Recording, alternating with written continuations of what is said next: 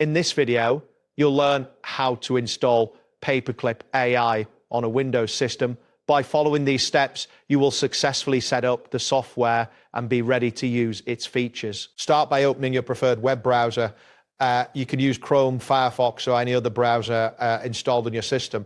Once the browser is open, navigate to the Google homepage by typing www.google.com in the address bar and pressing the Enter key. Next, in the Google search bar, type Paperclip AI and hit Enter. This action will display a list of search results related to Paperclip AI. Look for the link that mentions Paperclip AI and click on it. This will direct you to the official website or relevant information about the application. Once you are on the Paperclip AI page, locate the button or link that says Hire AI Employees, Set Goals, Automate Jobs, and click on it.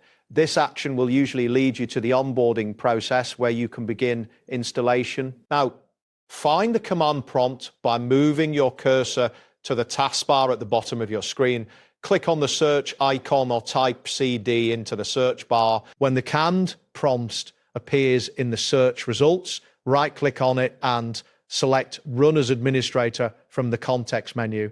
This step is crucial as it allows the installation to proceed with the necessary permissions. After the command prompt window opens, type in the command mpx paperclip AI onboard -yes and press Enter. This command initiates the installation process for Paperclip AI. You should see a series of prompts or messages indicating, wait for the installation to finish. Depending on your computer speed and the size of the installation files, this may take a few moments. You will know the installation is complete when you receive a confirmation message in the command prompt indicating that the installation was successful. Finally, type E when prompted to confirm any final steps in the installation process. This confirmation will finalize your installation of Paperclip AI.